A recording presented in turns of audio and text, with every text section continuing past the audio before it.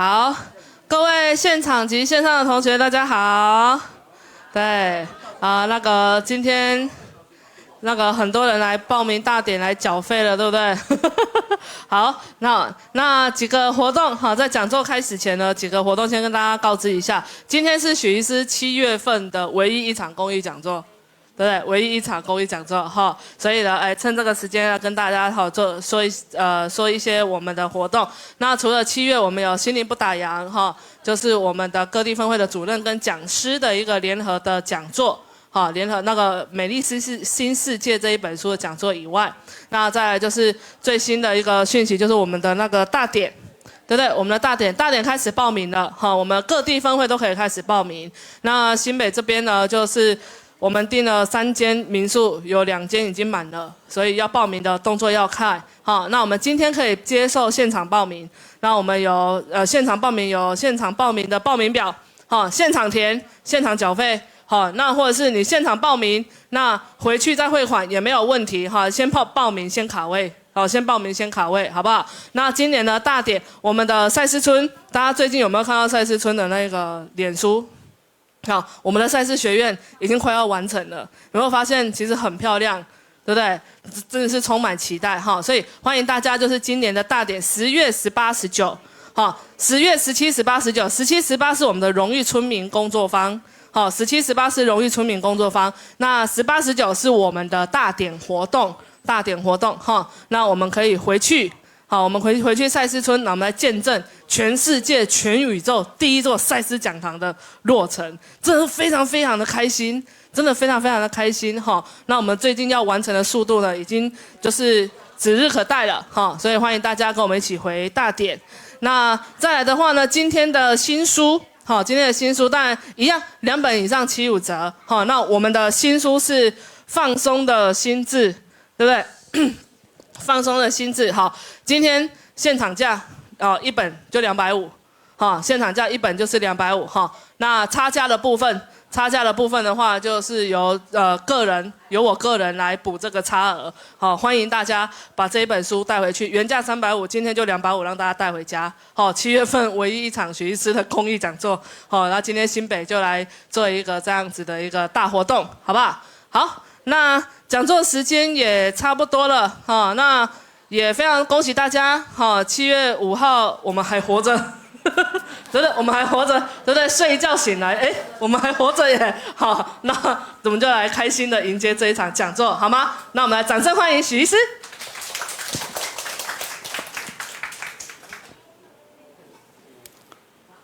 好，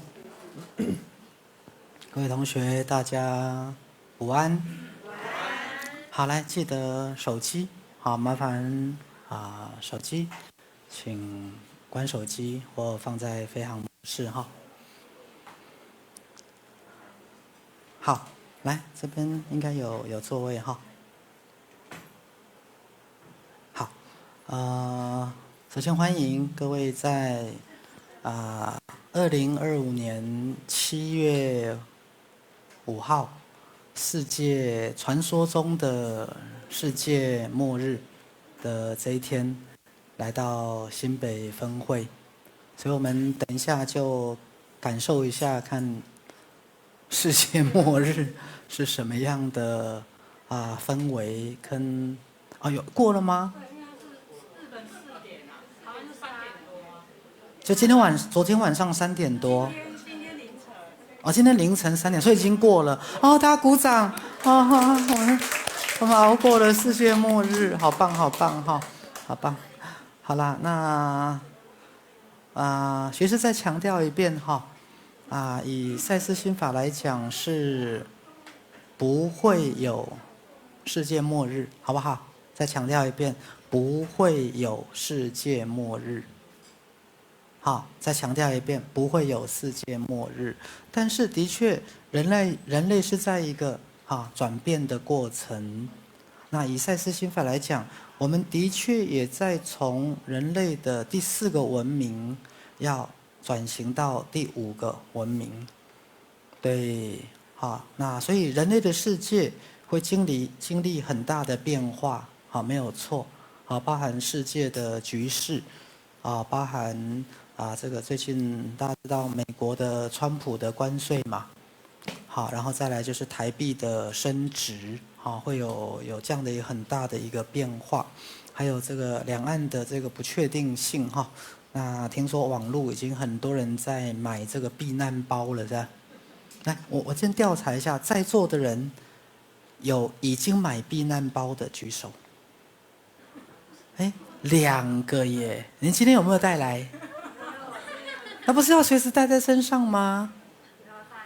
你买那个避难包是多少钱的？我不是直接买避难包，就是自己。哦，你是自己组装避难包的。哦，这位同学，你是买避难包吗？我也自己组装，大概有10公斤。你自己组装10公斤，我觉得你自己会被你的避难包压死哎。就是发生什么事情，大家可能没事，你被你的避难包有10公斤是吧？那你的避难包多重？很轻。哦，那你是用来减肥用的就对了哈。OK， 好，听说那有在查避难包的讯息的人请举手。哦，有2位哈，对，好啦不会有世界末日，但是会有一些社会的变化哈。那今天很开心在暑假哈刚同学又很开心的说了，我们已经过了凌晨3点了哈。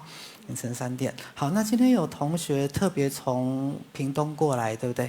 来，屏东过来的举手，就2位，哦，几位？4位是吧？那你们要不然都到前面来好了，好不好？来，那个淑慧，好，都到前面来哈。那你们想说话的说话，那我是特别想介绍淑慧哈。那淑慧各位，你可能不知道他是谁，但是我稍微一讲，各位你就知道哈。第一个，他跟许医师一样，都是1968的。第二个，他是我们过去在屏东的，先从学员，再来变志工，再来变工作人员，辅导师，再来是工作人员哈。然后再来，他有一个死对头叫做方美珍。好，因为方美珍是公播这是公播的。方美珍是高学历，然后这个高成就，以前是绿岛监狱的会计主任嘛，然后后来是屏东监狱的这个会计长嘛。那淑慧当时只有国中毕业，对，好，可是他就觉得方美珍做人失败，做人失败。那方美珍在64岁公务人员的退休前1年，又考上了心理研究所。那方美珍在65岁的时候去念心理研究所，然后念了4年，再准备1年，在快70岁的时候考上了国家心理师。那只有国中毕业的淑慧就更不平衡，因为他看他不顺眼嘛，他常觉得你就是会念书嘛，你就是高学历嘛，但是你做人失败，对，可是他自己又很自卑，学历又很低，对，然后又长得很善良的样子，对他就很不服气呀。可是他后来就受到赛斯心法的鼓励，他自己就去考同等学历，后来就同等学历就得到高中毕业的资格。那高中毕业资格，他就再去考国立屏东科技。国立，特别叫国立，因为这是要对付方美珍用的哈。国立屏东科技大学的社工系榜首，而且是榜首。一个只有国中毕业，连 ABCD 26个字母都念不全的人，他竟然考上国立屏东科技大学的社工系大1的榜首。今年3年级了，那今年已经要升大3了。对，各位，所以第一个我们又回到赛斯心法，真的自己是没有受到限制的。第二个，一个国中学历连 ABCD 都念不全的人，在赛斯心法的鼓励之下，他现在是大3，而且人家已经开始要准备考研究所了。对，他现在跟那个方美珍吵架有没有？他已经可以用法规，用这个宪法，用这个都跟他吵架了。因为就是你看一个这么上不了档次的人，那慢慢提升自己。来，我们来看淑慧，你跟大家讲一下你是怎么对嘛？因为一直想要知道高学历到底有什么了不起呀、对高学历到底有什么了不起？有没有？对，他是用鸟，不是了不起，是了不起哦。来，然后呢？就觉得只能读书吗？其他事真的都做不好吗？对，终于自己尝到了，真的要好好只做一样。没有，就那时候我觉得其实就是。我觉得我有一次在上徐医师工作坊的时候，然后其实在讲自卑这件事，然后我自己其实是哭到不行。那徐医师问我你为什么要你哭的理由是什么？我就说我是高中毕业，国中毕业，高中毕业，我就觉得我非常的自卑这样子。徐医师就一棒把我打醒。啊，学历自卑很简单啊，没有棒子，你不会再去读书就好了吗？对。为什么我真的自己没有想到这个东西哈？然后后来我就觉得，对哈，那我应该再回去学校读书。可是那时候我又觉得，我去拿一个高中文凭要干嘛？又不能吃。然后我就一直觉得我的社会大学很够啊，我这人就成功的呀，我想要得一个都等于好好读书。跟方美珍都不一样。对。那。你学历高有什么用？你做人失败，没什么了不起，还公务人员，我也要去当公务人员。对。后来就觉得，我有一次就觉得，我应该再回去。好，那时候我的目标就不是只有设定在高中，对我就觉得我应该往更高的地方设定了。可是那时候我就发现，怎么一堆人都要去念那个心理系，我就跟你们我就不想要一样了。其实考不上也是一个原因之一吧？你想的很那么高大上。对。我承认我不想耗那么多的时间要去准备这个考试，我就打听了一下，他那个社工系只要书审，我就发现，我的学历我的经历还蛮多的，我觉得我随随便便应该就可以上去了，然后就打听好了之后，结果还真的上了榜首，而且我还不知道我那个叫榜首，更好笑，就是。对，是钟仪提醒我的，然后第一名我都不知道他要排在第一个，那个就叫做榜首这样子。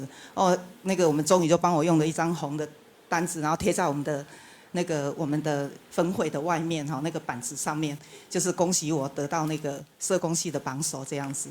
所以呢，我一路念下来之后，我就发现很好玩，我就念出兴趣了。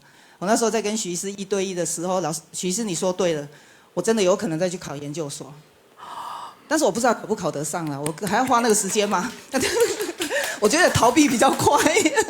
我去把社工师先拿到，社工师的执照，国考的那个执照先拿到，我有这一个目标。所以其实今天为什么会上来？我应该要讲一下为什么会上来，因为很难得而且屏东我要来到这里真的是蛮远的，一路开上来那因为我自己昨天是先到彰化的娘家那边，然后我们3位同学他们搭火车跟着你回娘家？没有，他们火车早上，然后我去接他们，对，才把他们接过来，对。那我们屏东分会，因为呢，我们7月1号是我们的周年庆嘛，好，那我们就有一个仪式叫火起。那叫什么？火起。我刚听成勃起，吓我一跳。火起不是？你们勃起要干嘛？点火。火起。火起，对。要讲话要标准一点。人家我发音很标准，火起。然后为什么要这样做？因为我们希望再造势造一波势。那我们希望呢这一把火，我们可以呢那个像圣火一样传递，然后呢到处点火，旺起来。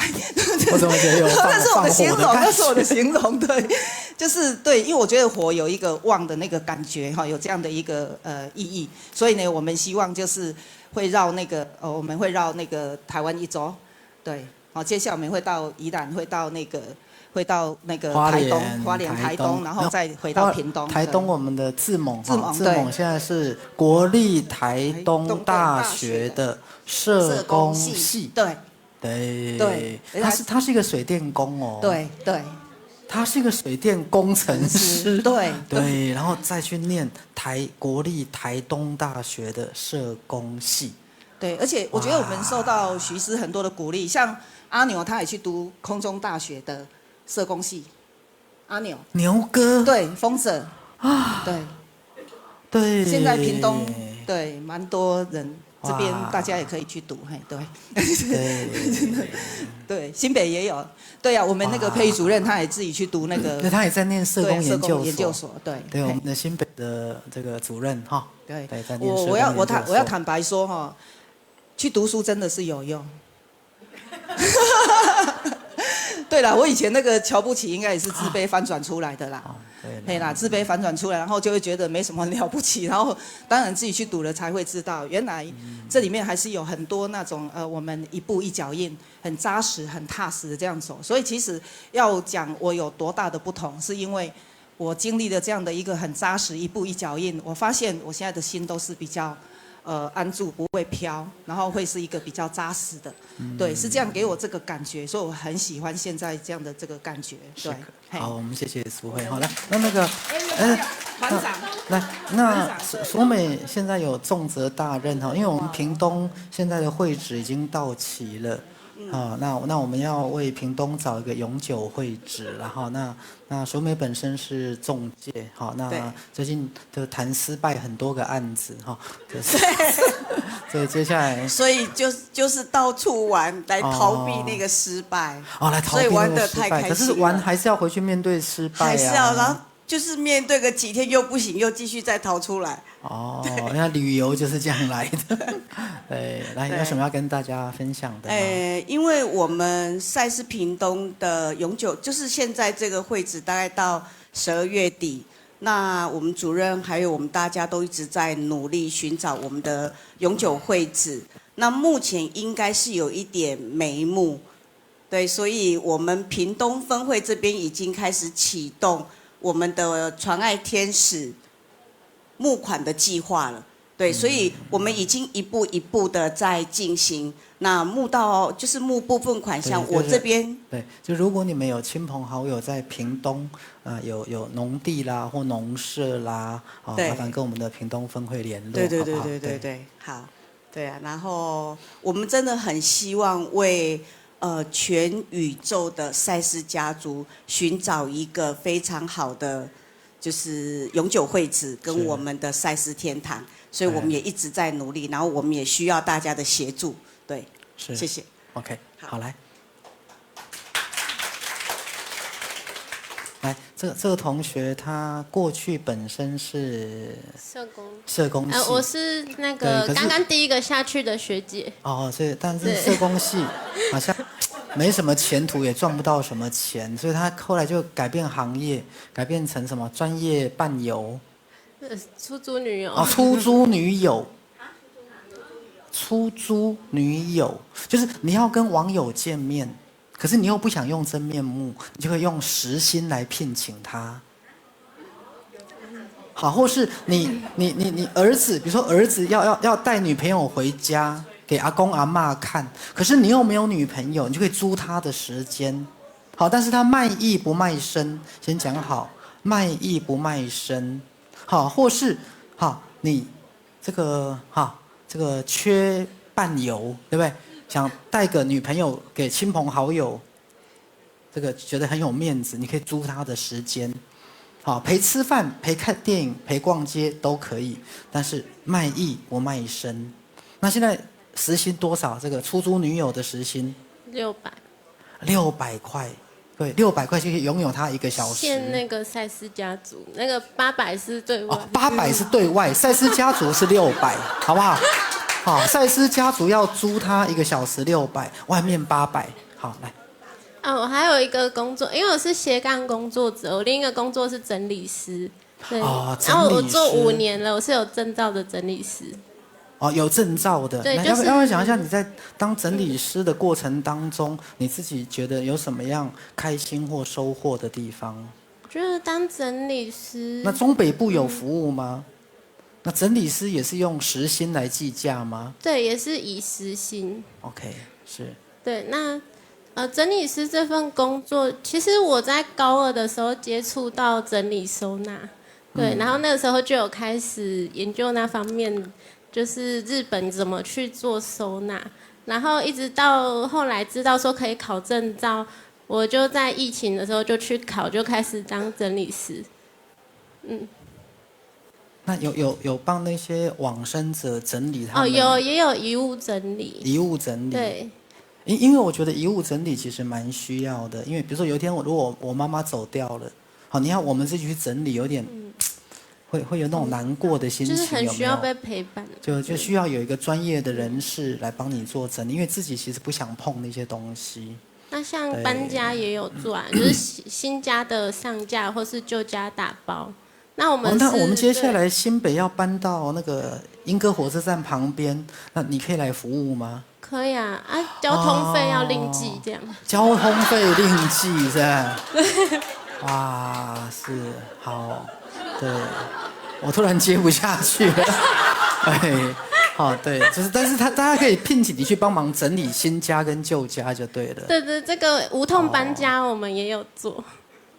我只听过无痛分娩，我没有听过无痛搬家。有时候像川啊跟佩玉他们，接下来在新北也买了一个新家嘛，那他们要从高雄搬上来，那你这个怎么计价或怎么运作的？怎么计价？那就是可能搬家公司他们可以自己找，或是要我推荐也可以。然后搬到新家之后，就你会帮他归位，因为搬家公司不会帮你归位，不会帮你整理。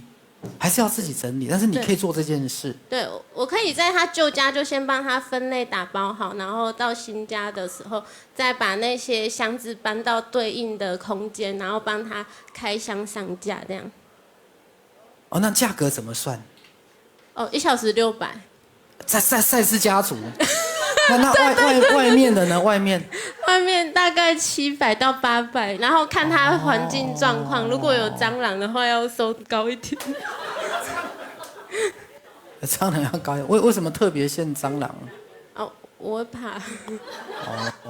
那整理都会遇到蟑螂啊。没有啦，我在外面是看起来不怕，可是在我家里面就真的会尖叫那种。可是我在外面看到的时候，就会假装没看到。OK。对。是还有什么要跟大家就是斜杠人生或斜杠人生我觉得就是蛮丰富自己的生活，就是像昨天才刚被出租去看电影。昨天你被出租看电影？昨天看什么电影？我没有记名字，因为是你不尽责，就出租看电影，竟然没有专心看电影。不是，他已经买好票，然后我就只要负责进去看就好了。那是看关于赛车的。F1 呐，对，就是那个布莱德比特最新电影 F1 呐，听说在美国票房很好，是吧？真的很好看，大家可以去看。虽然我是看免费的。又可以出租，那也是1个小时600块。对，赛斯家族。你之前叫我涨时薪的，我才涨到800。对，我叫他涨的。对，他叫我涨的，要怪他。是，好来，那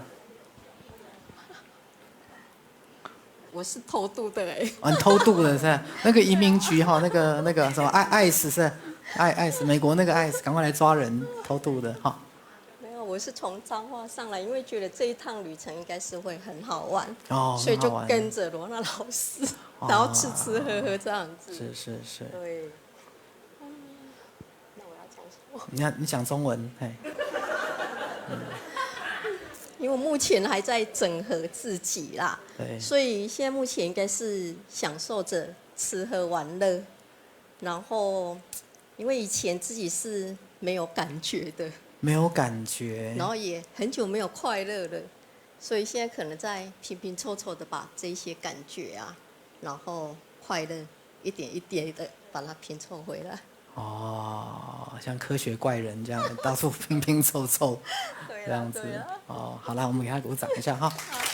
好来，那个罗娜到前面来哈，来，请我们这个营运长兼屏东的主任哈，罗娜几个部分哈，一个部分刚刚有提到哈，来，我们要第一个邀请大家今年的10月一样17、18是我们的赛斯村民工作坊，然后18、19。在赛斯园区里面的吃住一样完全免费，然后19号中午有办桌宴席，好，那这是宴席最特别的是宴席最后还有一道甜点哈根达斯，的冰淇淋，对对对，好，最后有甜点，他跟大冰淇淋。那今年的赛斯大会啊，最主要的是我们的赛斯讲堂要落成的，来那个嗨。好，各位新北现场的同学们，还有我们视讯前面所有的赛斯家族，大家午安。那个起火的人就是我，我把那个火头打开了哈，所以这一次赎会车上有带了4个火把，好，那这个火把今天传到了新北。那接着我们会把东海岸的火起来哈，因为据说7月5号是这个海上的这个危险，世界末日。对。那我们希望赛斯的平安可以把这个整个太平洋安定下来。野心大不大？好大哈！可是只有4个人一车。那陆续会有一些人会在宜兰的这个春天会馆会合啊。那我们赛斯海已经正式交给一群有心的同学们，所以7月7号我们就正式把赛斯海正式交给我们的赛斯家族，然后成为推广中心。再来就是我们志猛，我们这个水电工程师哈，他最近也积极的在整理这个台东推广中心，所以这把火会先把东海岸点起来。那这个活动叫做心灵不打烊，啊，那只有心灵不打烊，我们才会心灵平安，对不对？那这把火会在7月11号到台中，由许医师把火聚起来之后，再分给各地分会的主任，再由他们带回各地分会。那海外同学就积极的赶快买机票回来，因为我们8月30号我们在新北跟医学会这边会一起举办一个赛斯们回家。那如果这些年来你有经过自己的身心上的不舒适啊，或者是关系上的这个破裂，那这么多年了，我们一起携手经过。那么8月30号，我们会在北部办一个赛斯们回家，那会有很多由心理师、心辅师来开设的这个摊位。那我们佩玉已经找好地点了，对不对？好，那8月30号之后，我们接着就是我们的10月大典。啊，那10月大典，17、18、19，那17、18是我们的荣誉出名的工作坊。也是我们赛斯学院的正式开幕。那许医师说这是全宇宙第一间赛斯学院。那刚刚跟许医师在广固吃饭的时候，我还跟许医师说，我们未来要培养3大人类啊，第一个就是梦艺术科学家，第二个就是精神物理学家，第3种就是全人医生。那我想我们都是哈，因为许师最近一直说我们都是赛斯们嘛，那我这一阵子身体比较不舒适，可是今天在广固开启天父之门静坐的时候，我还来不及跟许医师报告哈。我在静坐的时候，突然间真的觉察到这个不舒适其实是我在阻抗，我在阻抗一个我不接纳的自己，好，因为当营运长之后，有很多事情一定要这个有规矩、照计划，然后一定要有组织结构的很多概念。那我前半生其实是一个很松散的人，啊，我就是这样过着过着就过到这里70岁了。那一回头看，我发现有很多过去的自己现在浮现了，我都是不接纳的。我还想把它压下去啊，那这一阵子一直在阻抗这个自己，那也阻抗一个70岁会不会因着一些概念而老化的自己。那这个阻抗让我的身体一直产生很多内在的变化。今天静坐的时候，突然间惊觉到这个，好啦，我就慢慢的吸气吐气，把这些个自己好好的接纳回来。就在那个很短的时间，我突然间觉得人好舒服哦，所以我们今年除了新园丁的培训，扩大之外，最大的就是许医师已经宣布了哈，我们要有10万名的宇宙的身心灵志工，对不对？所以现场的各位是不是都要加入？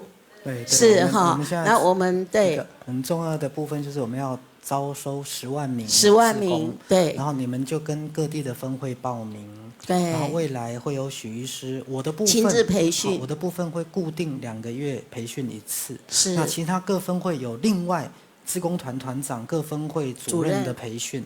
好，那就是各地分会按照他们的需求，按照对志工的一个专业的分类来做一个培训。那我的部分就是固定2个月一次，由我来亲自培训，好不好？那欢迎全世界、全宇宙哈，我们就不包含不只是银河系了哈，另外的星系我们也都接受哈，就是全多重次元空间哈，愿意来成为我们身心灵志工的，大家都跟全世界的推广中心或各分会来报名，好不好？是。好，那这个培训是免费的，好，2个月许医师的上课是完全免费的，来。好，所以这个志工培训呢，我特别分出了一个专业组哈，比如说我们有这个建筑志工专业组，那我们现场就有几位都是我们建筑志工专业组哈，对不对？邵伟，来欣还有川，那这些建筑志工专业组会进入我们赛事村，协助我们的整体建设。我们赛事村的建设，除了学院区即将完工之外，我们的 BOT 案也在如火如荼的进行，甚至未来我们的整个山坡地、我们的农场，还有我们的赛事天堂，也都慢慢的一步一步的都在做了。那这些需要很多很多的建筑专业的人士一起来参与。另外呢，我们现在也很需要这个语音剪辑的专业志工来协助我们的赛事 TV。那这些如果各位你有兴趣，会有这方面的专长，赶快报名。想到是许医师亲自培训，有没有很兴奋？有，很兴奋。那另外最重要的就是我今天早上参加的课程，这是魔法师的训练课程。我预计在2025年到2026年会生出50名到100名的属于赛事学派的魔法师。那这些魔法师到底要干什么？哈，今天中午吃饭的时候，我们很兴奋的在聊拉布布。其实我不知道拉布布是谁。那我们就在想说，学唱拉布布的歌。对。那在座有没有人会唱？有没有人会唱拉布布？我今天早上才听到，所以我真的是有点老了。然后我们就想，那我们可不可以让这些魔法师都有一个自己独特的版本，然后站出来，然后很童趣的、很有趣的，把自己在未来的人世里展现出来。因为他的展现也可以协助到很多人。好几个月前就有好几只拉布布了。对。已经有，然后我们一个牙医师他就很开心，因为许医师就指定他要变成我们的吉祥物哈。那就光这些，我就觉得我好像也不会老了，对不对？庆和，就我们会一起变年轻。好，这些都是未来要带着赛事家族快乐、开心、喜悦的活着。所以有没有世界末日啊？没有，因为在赛事家族的爱的心灵平安里。我们平不平安？我们在许医师的气场里，还有在赛事的这个光照里，我们现在是不是已经让台湾平安了？我是这样想的。好，谢谢大家。好，我们谢谢林院长。好，来，那开始来进入我们今天的主题哈。对，然后这个是那个赛事大典的那个海报啦。那或是像志工的这个宣传海报，有没有同学可以拿去邀请他的亲朋好友来参加，好不好？来，我们来进入我们今天的主题哈。对，还有我们新北分会要搬家了。那刚才主任是说耶诞节要搬但是我是觉得有点赶啦。我是觉得可能年底元旦，或者也许明年过年前。因为现在到耶诞节，我觉得很赶。也许可能明年过年，我们也许就在过年前可以办个春酒。好，半个春就可以在我们的新家。好，新家就是在莺歌火车站旁边，走路3分钟。那莺歌捷运站旁边走路5分钟。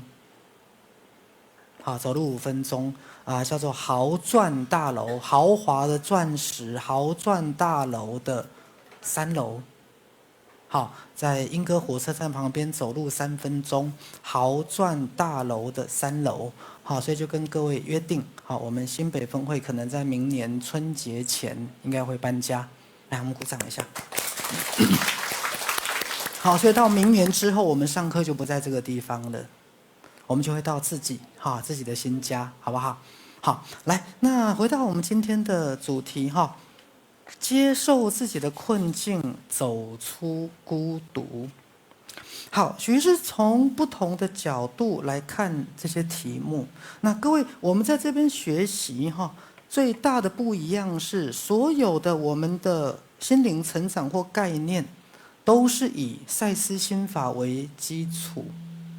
好，以赛斯心法为基础，所以当我们在说走出自己的困境，当我们在说化解我们的孤单，好，化解我们的孤独，对，好，要走出孤独，就要先练独孤九剑，是吧？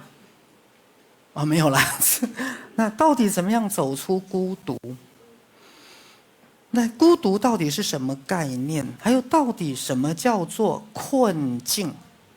那为什么我们不是说突破困境呢？好，为什么我们是说？为什么我们是说接受我们的困境呢？各位，因为过去也许你只是想要怎么样去突破困境，可是也许你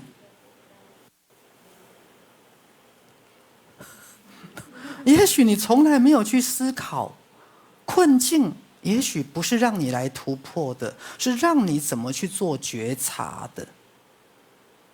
困境到底怎么来的？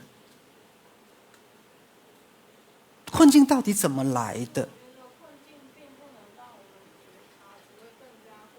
好，来麦克风给你，对，来，那个有没有麦克风给他一下？来，困境会让我们怎么样？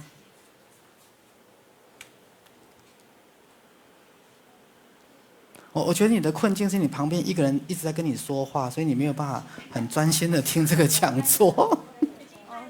我觉得困境并不会让我们得到觉察，因为我也有遇到我属于我自己的困境。可是你要不要讲一下你的困境？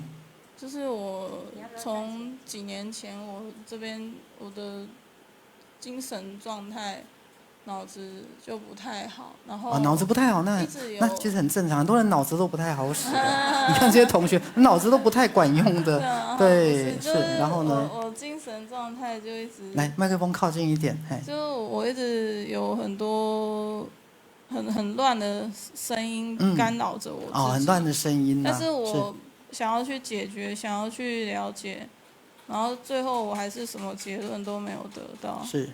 然后我这样持续已经3年多有。3年多哈。然后真的没有解决，然后我也没有得到什么觉察。对对。我还在寻找。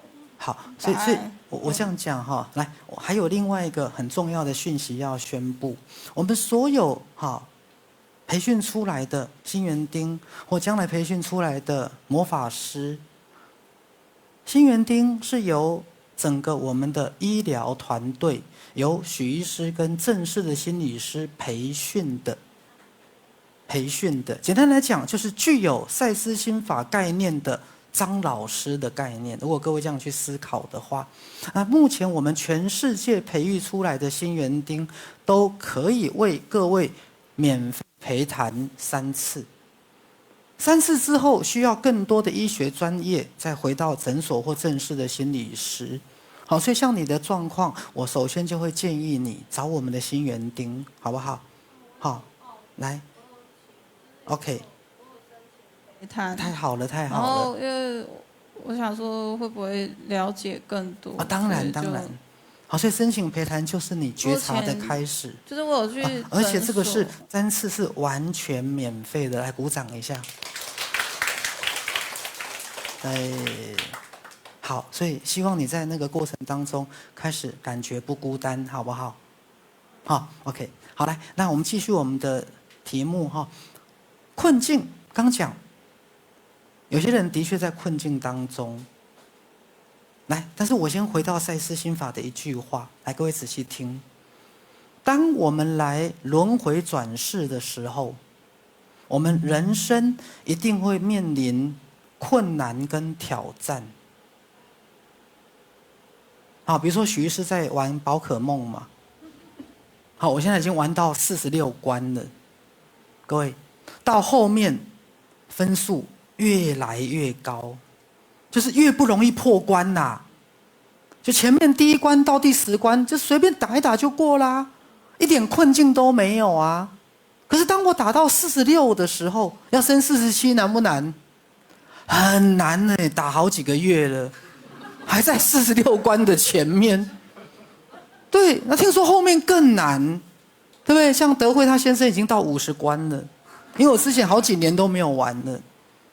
好，所以人生一定会随着你的成长，来，困境会不会越来越大？一定会，各位，困境一定随着你的成长越来越大。那简单来讲，我也这样跟各位讲，假设以轮回转世来讲，你过去的轮回转世所打下的智慧、经验跟基础，一定你在下一世，一定是更高的挑战嘛？各位，怎么可能更低的挑战？你每天撑杆跳都这样过关，过关就像过关吗？不可能嘛，对不对？好，所以赛斯讲过，所有轮回转世的设计，它一定会设计出大大小小的困境。但是仔细听哦，宇宙给我们的困境不是为了要弄死你，宇宙没有那么邪恶，没有那么残忍。如果宇宙设计了挑战，或老师设计了功课给你，请问老师是要弄死你吗？如果爸妈带着孩子去学运动、学任何的技能，父母是要搞死我们吗？是吗？当然不是，他一定是为了让你在应付你的困境当中学习跟成长。但是各位，我要讲重点，一定每个困境你都会顺利过关吗？当然不可能。当然不可能每个困境你都会顺利过关，所以宇宙一定会让你一次又一次的从各个不同的方向去认识你的困境，包括一次又一次的轮回也是一样。那一定会在你在困境当中让你去面对你的挑战。但是我这样讲，宇宙跟灵魂的本质不是要弄死你。其实要特别强调的是，它背后的精神是什么？慈悲，要你学习，要你成长，要你如何去借由接受或突破自己的困境。好，那关于接受这个部分，好，学士记得以前跟大家讲过一句话：凡抗拒的必永远存在，凡接纳的必快速消失。来，某一部分，学士以你当例子，好，也许你还没有接受自己，所有你的不正常也是一种什么正常？来，这是徐医师在讲思觉失调，好，就是旧称精神分裂的。通常我们习惯跟思觉失调跟精神分裂的人说你不正常，可是他们自己觉不觉得他不正常？他不觉得。因为他觉得他的不正常，他并没有去承认跟面对，并没有真的去接纳。各位，好，所以当我们先回到我们的困境，对，我们在克服我们的困境。可是各位，来，徐师在讲克服之前，我先在讲有没有臣服，有没有接纳。我臣服，我接纳宇宙给我的挑战，我臣服，我接纳宇宙的爱，要让引导我学习跟成长。我臣服跟接纳所有的孤独跟孤单都是什么？幻象。来，所以许师再回到我们的主题。当我们在每一次独立的转世当中，我们以个别的自我，或是以片段体的形式存在。当我们在两世之间，或是在完成的轮回之后，我们会明白了自己的全我的本质。来，全我包含了什么？全我包含了你在地球所有的转世的自己，全我也包含了你的内我。各位，所以在座的每个人，我们都是从个别转世的自己，最后连接到我们的内我，最后连接到我们所有转世的自己，最后成为一个什么？全我。来，简单来讲，你的这一次转世，或我们这一次的转世，就像是离家出走奋斗的孩子。来，在座同学曾经在小时候离家求学的，请举手。你们其他都住在家里哦，你们从来没有离家求学过了？有家在台中到台北念书啊，我家在台北去高雄念书的，没有吗？你们，我至少高中也在外面住过几个月，好不好？我也曾经离家求学过啊。来，各位，好，请放下。那你们曾经大学毕业后或学业毕业后，曾经外出离家工作的，请举手。有了吧？有了吧？来，你们曾经结婚离开过原生家庭的，请举手。全都举手了吧？来，认命了没有？来，为什么你要离家？为什么？家这么好，这么温暖，你干嘛要离开父母？为什么要离家求学？为什么要离家工作？为什么结婚要离家？继续住家里不是很好？各位，现在知道为什么要孤独了吗？为什么要孤单？那孤独跟孤单目的是什么？啊，你不离家你怎么独立？你不离家你怎么成长？对不对？你看你很聪明嘛，你脑子像我打一打你就越来越健康了。好，来，你怎样？对，各位，这样发现了没有？小朋友为什么上幼稚园要去学校？啊，在家上就好啦，为什么要离开家？各位，那为什么你要离家求学？为什么要离家工作？因为离家你才会怎么样？你才会开始学习靠自己，你才会开始学习用自己的力量啊！当然离家你当然会靠背、靠步、靠腰嘛。各位，就像你不来到地球这个虚拟实相，你不借由出生在地球而感觉到相对的孤独跟孤单，你就会逃回到你的内我，逃回到伊甸园，逃回到无意识的子宫了嘛？那听懂了没有？你就逃回到所谓的极乐世界，所谓的天堂啦。那你每天在天堂吃饱穿暖，你要干嘛？你会成长才怪。各位，就像有时候你们现在回到家，像我以前学生时代，我回到家我会洗衣服吗？我不会啊。那我爸妈在拖地，我在书桌念书吗？那拖地我在书桌念书，我干嘛？我就脚举起来啊，脚举起来啊，然后就赶快拖好了没有？我脚要放下来啊。那等父母把我下面这块书桌下面的地拖好了，我脚就要怎么样？那个镜头特写一下，我就说拖好了没有？脚很酸，我就放下来啦。各位，啊，我起床了啊，棉被没有折啊。我妈说你棉被怎么没有？说棉被没有折，干我什么事？各位，这样知道吗？棉被没有折，干我什么事？为什么？因为我回到家我就怎么样？我就耍赖啦。可是如果在外面呢，就是自己鼻子摸一摸，拖干净嘛，来，是不是这样子？所以某部分你可以说你来人间是来受苦的，某部分你来人间长大之后，的确我们也是孤单寂寞。可是各位，来，许师再强调一遍，其目的是为了什么？成长、学习独立，等你有一天你成长学习独立了，你想再回到你的内我，回到你的全我，各位，那就是轻而易举了。所以相对来讲，我要跟各位讲一个永恒的概念：所有你们觉得的受苦，所有你们觉得的孤单寂寞，都是一个相对性的幻象。来，各位，很简单，孩子离家就是受苦啊，不是吗？你看，像这个孩子受不受苦？他不受苦嘛，他专门让他爸爸受苦嘛。他哪里受苦？他受什么苦？他不会受苦，了解吗？他长大他就知道，你就知死啊，对吧？你就卖有才调，你就卖大汉；有才调，你就卖上幼稚园；有才调，你就卖去学校，你就去用霸凌，对不对？简不简单？所以我再跟各位讲，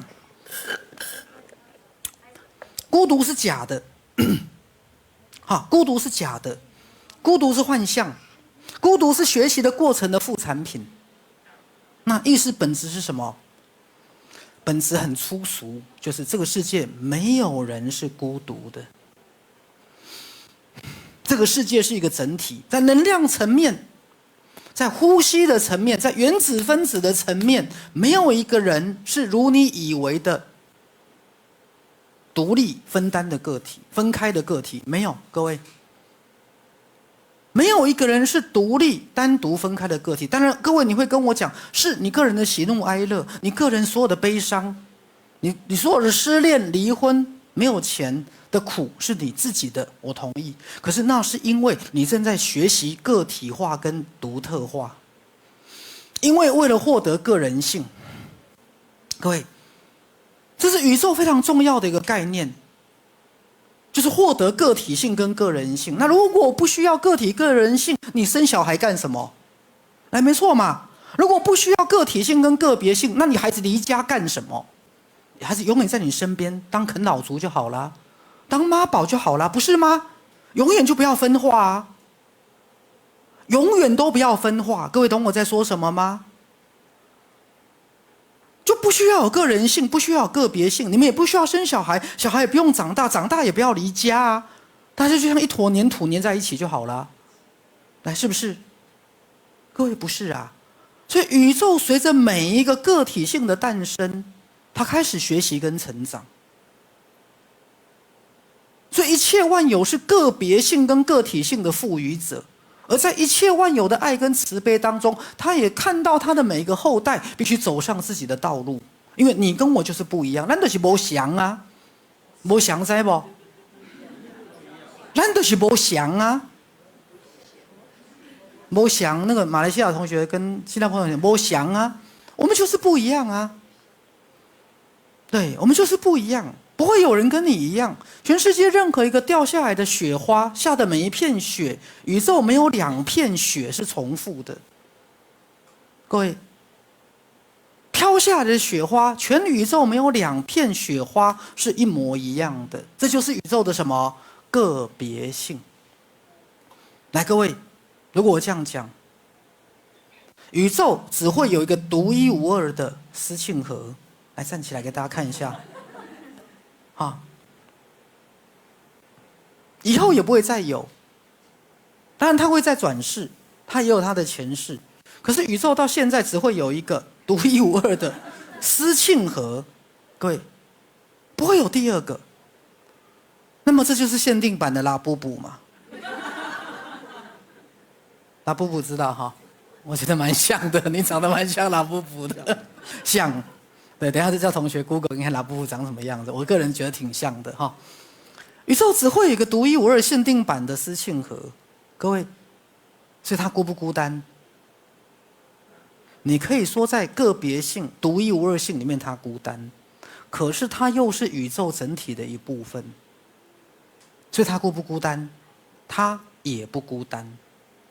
来，我们谢谢拉布布。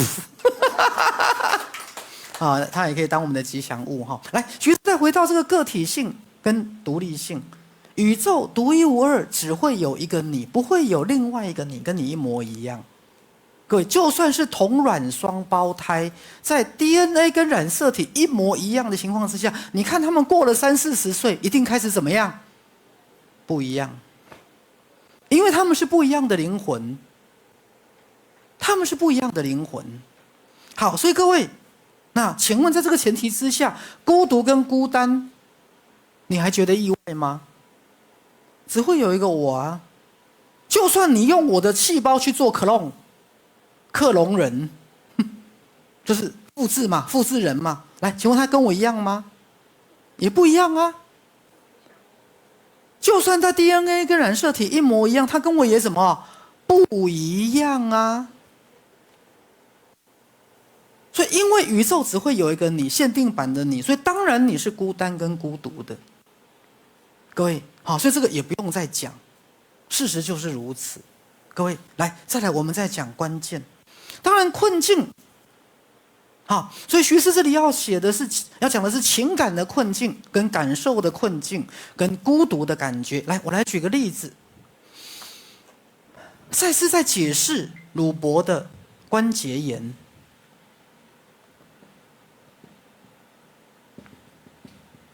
关节炎。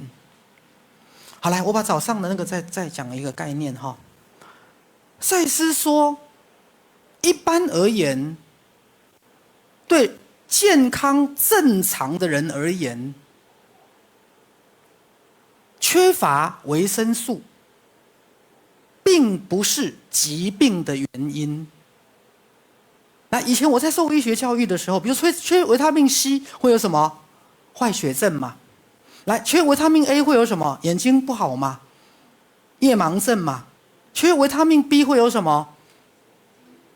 神经系统的问题嘛？对不对？是啊。缺乏维他命 D 是什么？可能后来会有骨质疏松之类的啊，对不对？所以我们过去的观念是维他命的缺乏维他命会什么导致疾病？来，各位，请问这个角度，学医学的、学营养的，来，那个学营养的，李佩玉，缺乏维他命会导致疾病。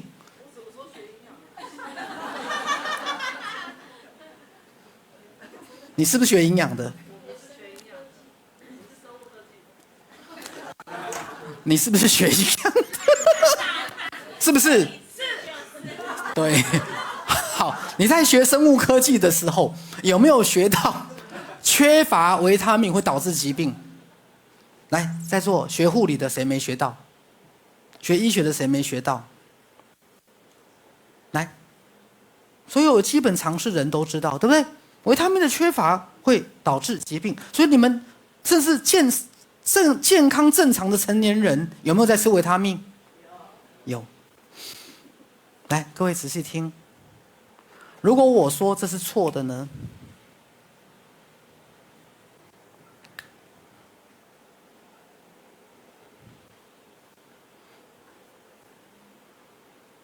来，仔细听哦。来，赛斯怎么说你知道吗？他说不是这个，是因为疾病产生了，是疾病先产生，才导致维他命的缺乏。来，各位，两个有什么不一样？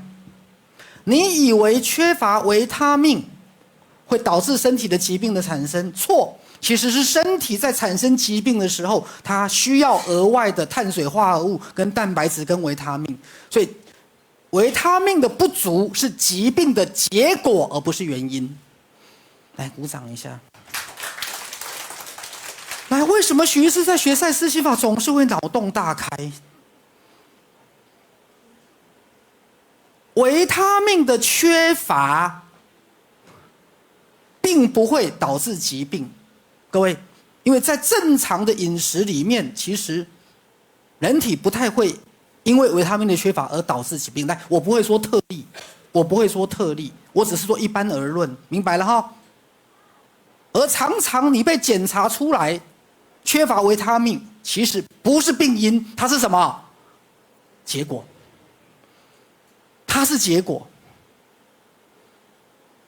所以我再回到我们身心灵的医学，常常我们医学是导因为果，因果颠倒，你一直是处理原因，处理结果，你没有处理原因。来，各位，我再简单讲，请问一个人发烧了，发烧是病因还是现象？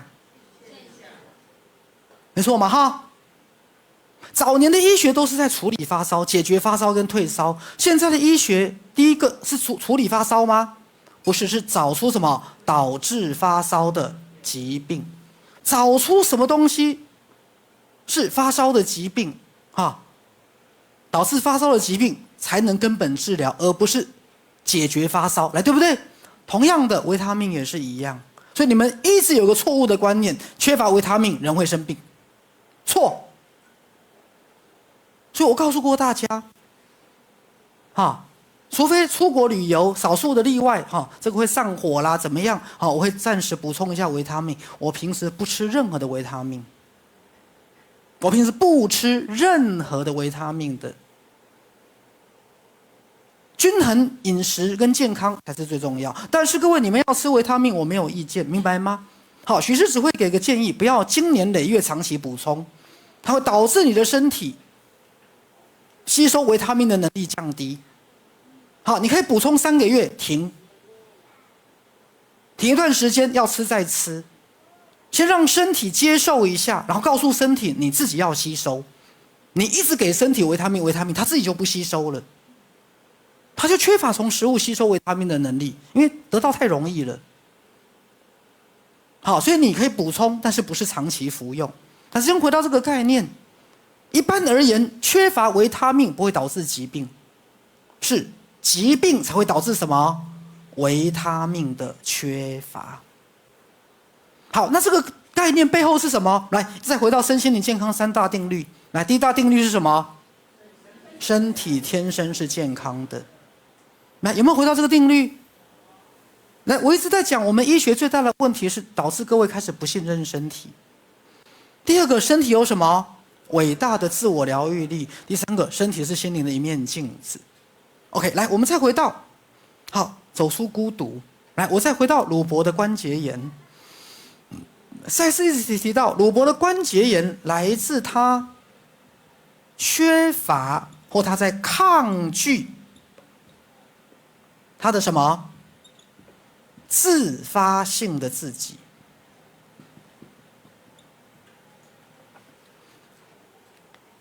因为鲁伯越来越长大，他的自发性的自己，来，自发性的自己，各位大概去感觉一下，一个是自动自发，好，一个就是像小朋友一样，好，没有被很多的理性逻辑框架，好，有一点类似，我想笑就笑，想哭就哭，有点类似，我想说什么我就说什么。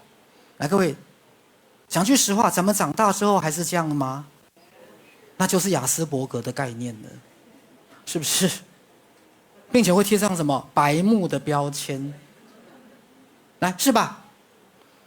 所以长大之后，你求学、工作，当一个爸爸妈妈、员工，各位，你渐渐可能会失去自发性，你渐渐每件事都用什么责任、压力。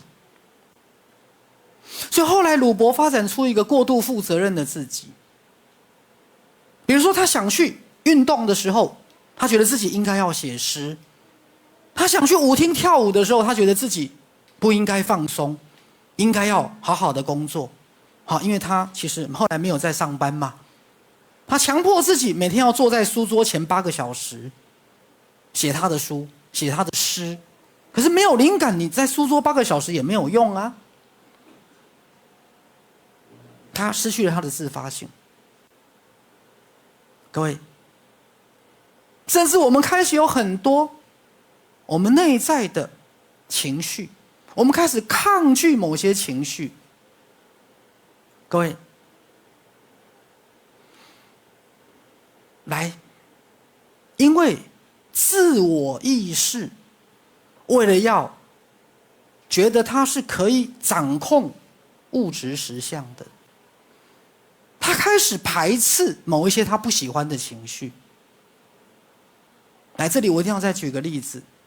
好，同学告诉我，好，因为他的先生在今年的母亲节的时候中风了。他先生是在大陆当一个副总，好，旗下有1-2万个小姐，没有啦，工作人员那不是小姐。好，开超大酒店金钱豹的概念的。好，旗下有1-2万个工作人员。都要听他的指挥。他习惯发号施令，一个副总。然后这同学是我们长期的赛斯家族。好，当年有一次他先生从大陆回台湾的时候，这个同学就带他去赛斯村上课。好，那时候不知道哪一个高雄的老师，我也不知道带一个工作坊，讲到亲子关系。好，就那个先生可能猝不及防，就那个工作坊当中被触动他的心情，就哭出来了，各位，对代课的老师来讲，会不会觉得很有成就感？你看，我能让你真情流露，我能让你释放你的感受，我能让一个高高在上的一个事业成功的这个什么肉食男子，那个逻辑理性这么强大的一个成功人士，去流露出他的情感，各位看起来是很成功的工作坊，结果工作坊结束之后，这位先生就走到他太太旁边。我告诉你，我警告你，你不准再带我参加赛斯的活动，你不准再带我参加这种工作坊。你知道我这样流出眼泪多丢脸吗？你这样让我这样情不自禁的哭出来，我怎么回去领导1-2万人？我警告你，不准再让我参加赛斯的活动。各位，来，你们觉得意不意外？他为什么要这样？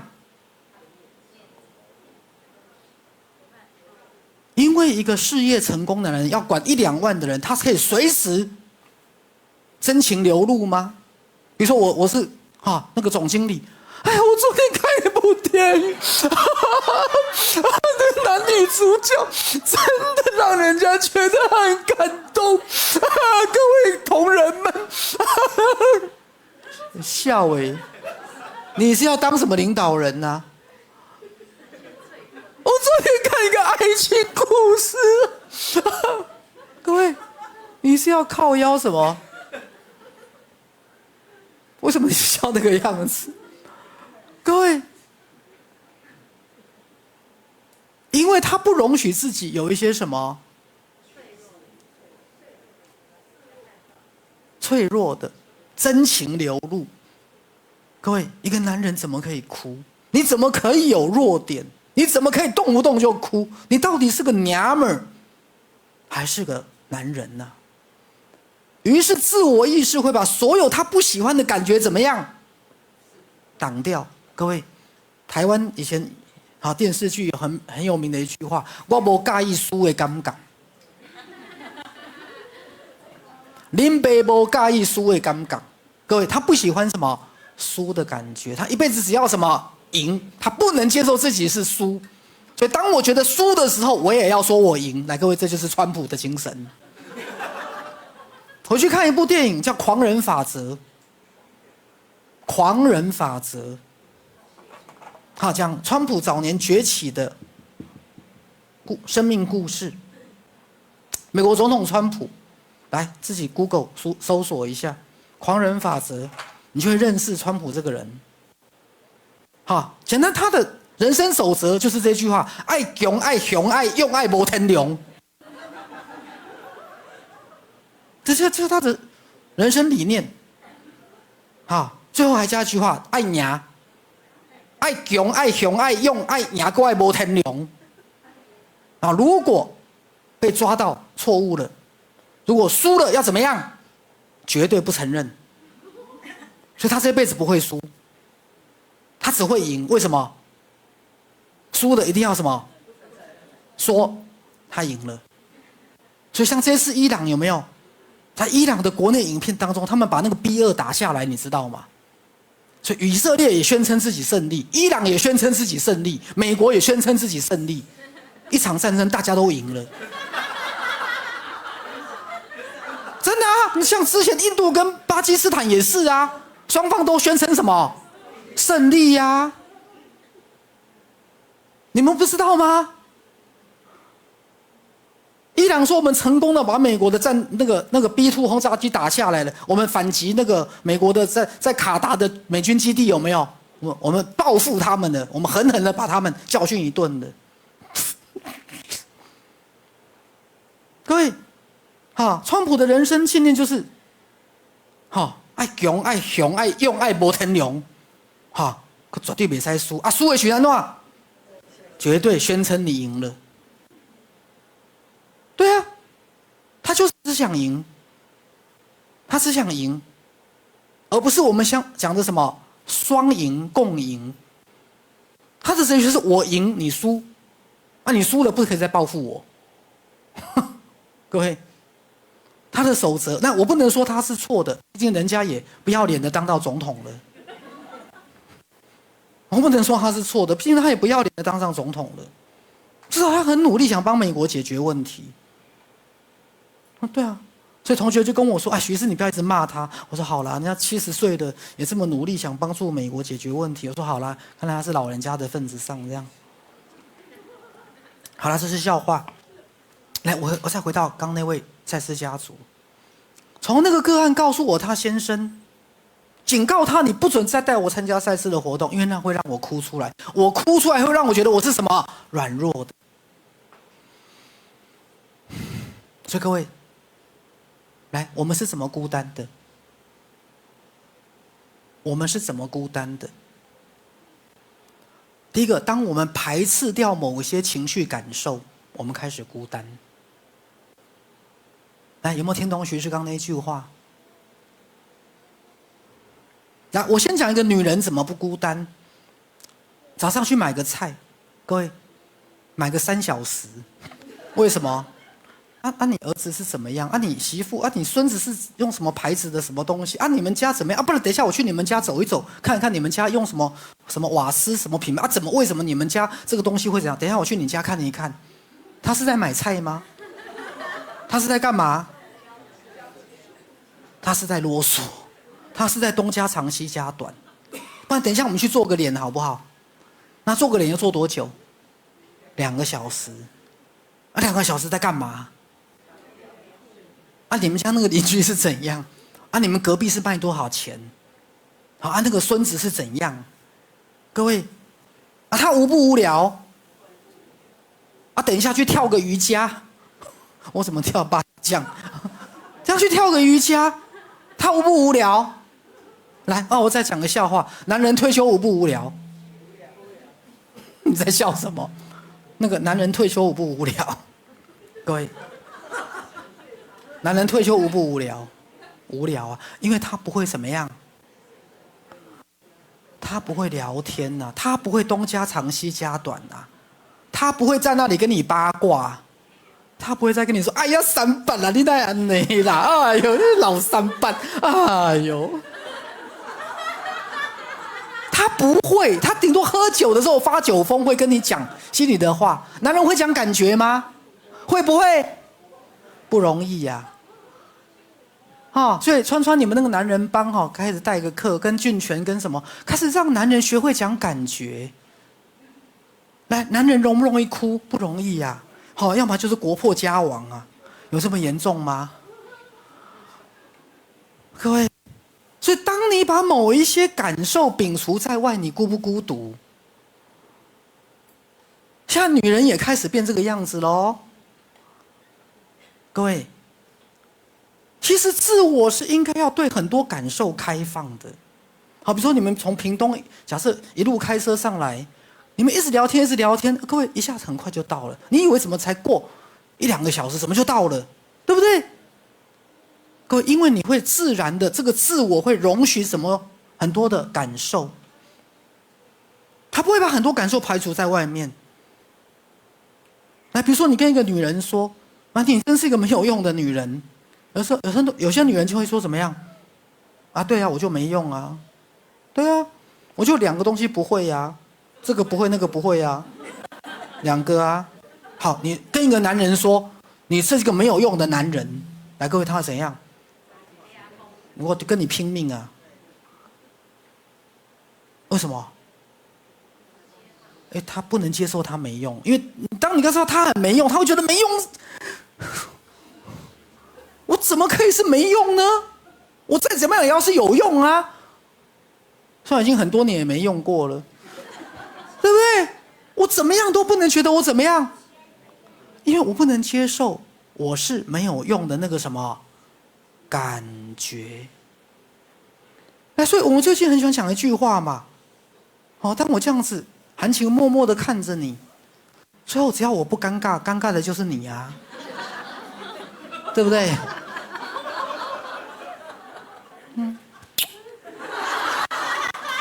只要我不觉得不好意思，最后不好意思的是谁？就你嘛！你看你笑得这么尴尬，你看，各位这样知道我在说什么吗？只要我当然我不是去做坏事啦，只要我不要觉得不好意思，最后不好意思的是谁？你呀！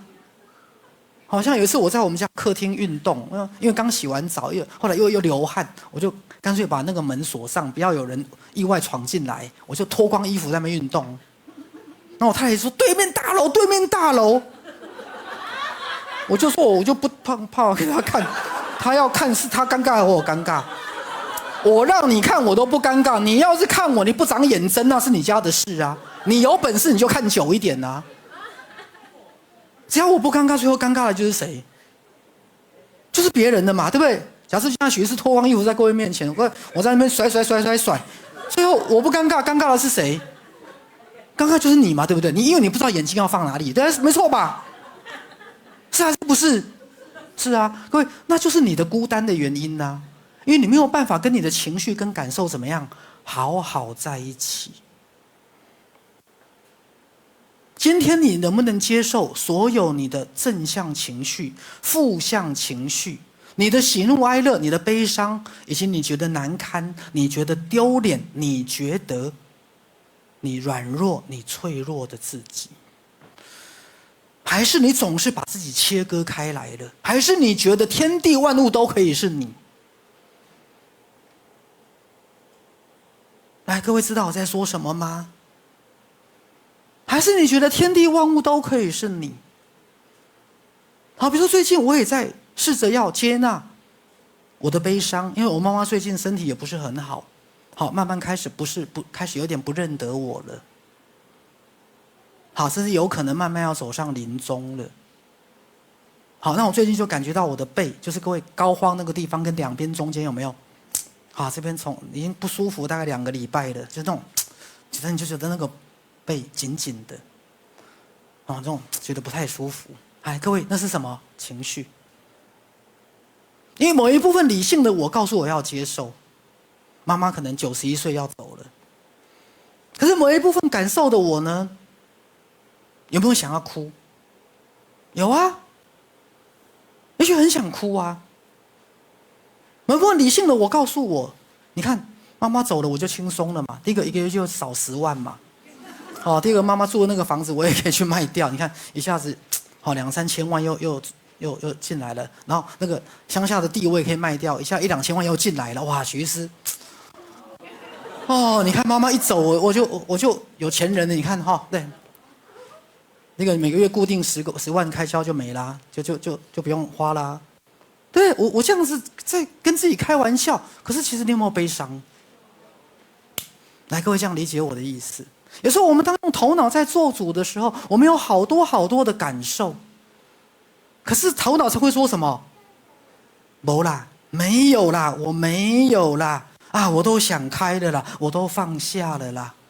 好，那是以前，不是现在。我听的最多就这句话。徐医师，你现在讲的都是以前，不是现在。以前、现在，时间不是同时性的存在吗？你要骗笑以前我很在意，现在我不在意了。以前我都觉得很自卑，只有国中、高中学历，我现在60-70岁，我没有那么在意了，最好是了。你自我安慰做得很好，但真的吗？真的吗？其实我们都没有好好的承认过自己。所以徐师的第一堂课是我要跟各位打开，去接纳所有你过去不曾接纳的、排斥的、你不能接受的自己，以及那些情绪。就像鲁伯不能接受自发性的自己跟自发性的那些情绪。也许你不能接受你是一个想依赖的，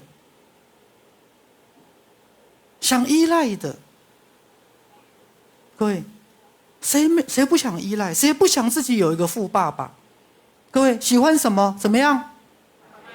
爸爸买给你。是啊，谁不想要有一个富爸爸？我们可能都有这些心情，我们都有一些难过的感觉。可是各位，我还是要讲，我们的社会，尤其是男性，男性从进入青少年之后，绝对不再被鼓励表达情感，对不对？来，对不对？男性从成年之后，再也不再被鼓励表达情感。我记得我爸爸以前都是要喝醉酒，喝醉酒就会握着我的手。阿雄，我跟你讲，我这世人上痛苦的就是娶到你妈妈，你都不知道你爸我痛苦。对，我爸只有喝醉酒会这样讲，平常都会说什么哦，你妈很好，你要孝顺她哦。对，反差大不大？当然那不是他全部的心情，可是他是他很重要的心情。是他会说吗？不会说。我跟你讲，我这些人想都还痛苦的是拖掉你妈妈。对，他有一个悲伤，有一种悲伤，他有一种悲伤，可是平常能说吗？对，来，一个男人有多少地方诉说心情？是还是不是？只是大多数退休的男人只剩下一个朋友，就是太太，而且太太还不想当他是朋友，孩子也尽量远离他。来，是还是不是？因为从一个青少年之后，一个男性就被鼓励要封闭所有的什么感觉，那也不能害怕，对不对？其实常常吓得半死啊！面对这个社会，常常很多恐惧，很多担心呐。各位，你觉得一个老板会不害怕吗？如果他是个老板，或是一个中阶、高阶的主管，害不害怕？害怕，害怕，是啊。好，像新北的主任也会害怕，而且说我好怕把新北搞砸了，对不对？害怕啊。对，徐医师，我老公川川又在跟女生眉来眼去了。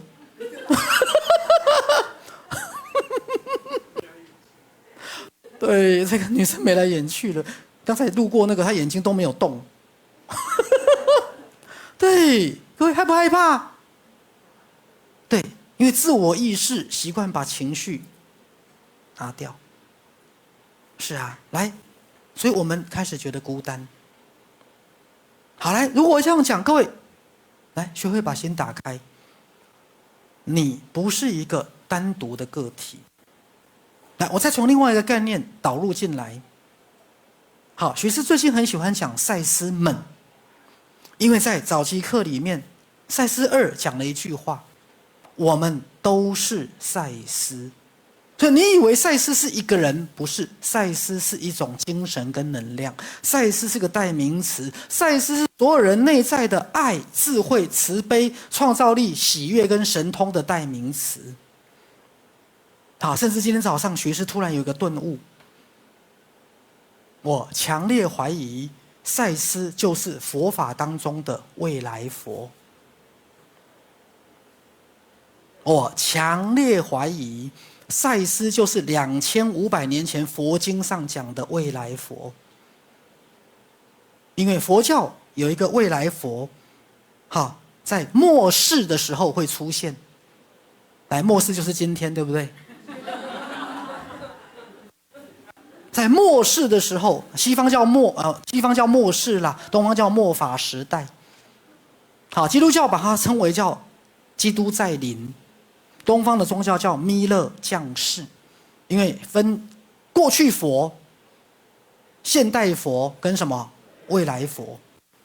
好，本人强烈怀疑赛斯是未来佛。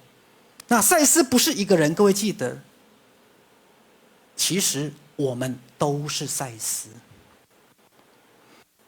而且我要再强调一遍，赛斯家族最大的不一样是，各位没有要牺牲你的个人性，没有要吞没你的个人性，没有要你卑微、屈膝、下跪。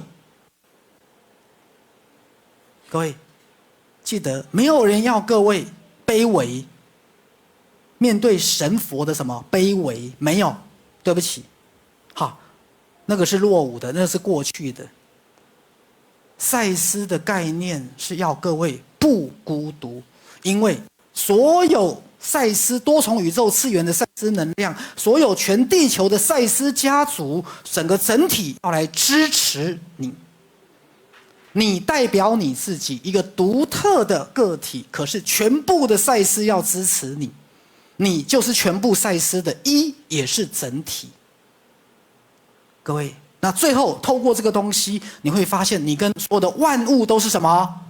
一体的。所以那天在上课的时候，赛斯讲了一句话：当你带着恶意或带着戏谑的心情拔掉一只苍蝇的翅膀，那么你自己也少掉了那一些些。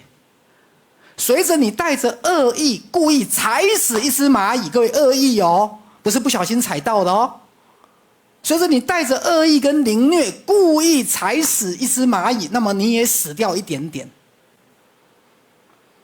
所以最后赛斯心法是要提每一个人再也不是孤独的一滴水，所有每一滴水都不一样，这所有的每一滴水最后会回到大海，但是当你回到大海，你又不会失去你自己，你扩大了，一滴水变成一片大海，可是它还是什么？一滴水，没有人要控制你，没有人要让你下跪。各位，要让我下跪的门儿都没有，哈，膝盖有关节炎，跪不下去。宇宙是个人性的赋予者，所以赛斯心法要支持你们每一个人做自己跟爱自己，明白了吗？所以我们整个会形成一个大的能量跟精神架构。我们要建立一个精神能量跟架构，在这个精神能量里面，各位来，如果许医师这样说，你可以皈依这个赛斯的精神，但是你是你，各位，就像你们接触许医师，来。许医师控制你们了没有？来，在座有几个人私下接到过许医师的电话，叫你做这个做那个的，请举手。做了佩玉，工作人员当然会呀、来，有谁私下接到过许医师的电话，叫你做东做西的？来，有没有？你记得你们是自由的。如果我说所有最后以赛斯为一个能量体，各位，假设许医师说皈依赛斯，但是我的皈依不是传统的皈依哦。是你出于你的意念，你跟整个赛斯的能量怎么样结合在一起？各位，那么你不再是一个孤独的个体，你也不用失去你自己，没有人要你下跪，不要自作多情，不要自作多情，好不好？各位，来，在座有被许医师利用的人请举手，不要自作多情，好不好？整个赛斯是一个你可以一滴水回到的大海，这片大海只想要扩大你，只想要支持你，让你做你自己，它没有想要吞没你。那当最后你回到你的内我，回到你的心灵，你就回到众生一体。各位，但这是众生一体，我再强调一遍，没有要你失去你自己，没有要你不能做你自己，相反的，整个赛斯的精神架构是要支持你展现你的什么独特性，既不要你牺牲，也不要你没有自我。各位，在这样的情况之下，这个自我可以从此打开他的孤独。各位，来，就像徐师那天讲了，在心理治疗的领域也是一样，当我跟你建立界限了，我就不怕你跟我借钱了。因为我可以不借给你啊。各位知道这个比喻哈？所以以前有一句话叫做亲兄弟明算账。来，徐师把它颠倒过来，是明算账完之后还可以做什么？亲兄弟，我可以跟你是好朋友，牵手去逛街，你要跟我借钱，对不起，没有，我不想借你钱，可不可以？可以。如果我跟你有界限的，我就可以跟你什么情感交流。听懂徐是在说什么吗？当我知道我是我，你是你，那么我就是你，你就是我。可是我还是我，你还是你，不是在绕口令哦，我是在讲界限哦。当每一个个人性建立它的界限了，你就可以，各位打开你的界限，因为你获得了安全感了。各位，当你不担心我跟你借钱，你就可以跟我当好朋友了。而不会因为你跟我当好朋友，你害怕拒绝我，没关系，你可以拒绝我，我们还可以是什么？好朋友，听懂了没有？你可以跟万物，鸟还是鸟，你还是你，但是鸟也是你，你也是鸟。这么好笑吗？对。那我们之所以还没有回到一体，是因为我们对我们的独立性、对我们的个体性还不够什么？肯定。当我知道我是我，我知道我打开我自己，我不会被这个世界淹没了。我可以爱这个世界的任何一个人，可是我不担心我被情绪勒索。我可以跟我妈妈说：“妈，我好爱你。”那妈说：“你为什么不给我多一点钱？”我说：“你就不需要那么多钱啊，我不想给你那么多钱，但是我还是爱你的。”好，因为只要我不尴尬，最后尴尬的就是你啦。各位知道我在说什么哈？我在讲建立界限。当你建立了起你的界限，当你不再害怕你被情绪勒索、被情感勒索，你就可以把情感打开，包含这个自我。自我可以开始跟灵魂，甚至自我可以开始打开自己什么转世的记忆。当你不再担心你被转世的记忆所席卷，当你不再担心你被转世的情感所席卷了，你就可以同时是你自己，同时又打开你多重次元的本质。各位，来，这就是人类的下一步。在这下一步当中，我们会看到所有人生的问题都是我们的困境。那我们创造自己的实相，困境是我们给自己的挑战。那我们也在学习走出我们的孤独。当我们愿意打开很多的感受，打开我们跟内我之间的那个连结了，各位，这就是赛斯心法要带给大家的。回到刚徐师讲，好，赛斯不会变成传统的宗教，赛斯是我们每一个人都是赛斯，我们每一个人都是赛斯，所以你们不会是赛斯的信徒，你只会是赛斯，你更不会是许医师的信徒，因为我不需要信徒，我不需要，你看我需要吗？我不需要。各位，所以在这条道路的学习上，好，我们会越走越开心，好不好？好，那我们今天的讲座到这里。那等一下3点半，是我们的工作坊，有个人问题想进一步深入探索的，欢迎加入我们的工作坊。谢谢。那网络的同学现在报名还来得及，报名缴费就好了，人不一定参加。好，谢谢各位。各位亲爱的观众朋友，大家好。当社会上这么多的媒体带着这么多的恐惧、偏见与限制的资讯的时候，你是否问过自己，什么才能让你跟全家人及孩子们能够得到正向的能量，能够对未来充满了期待跟喜悦，而活出生命的独特平安跟自在呢？为了这个目的，我们成立了赛斯网络公益电视台，就是希望为全世界的人类提供一个向内觉察、传递正能量，协助每一个人都能把我们内在的正能量、我们的内我的爱、智慧、慈悲、创造力、喜悦跟潜能打开，让我们的社会更和谐，来活出身心灵平衡健康的人生。而这10几年来，赛斯网络公益电视台一共自播了身心灵的公益讲座、读书会近2000场，而我们所有的时事健康节目也近100集。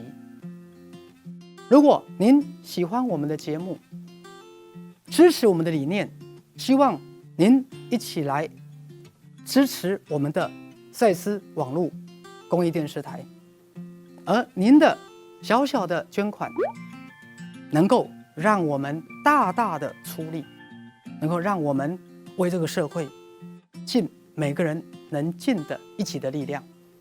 希望您能够与我们一同来参与这样的行列。再次的谢谢你。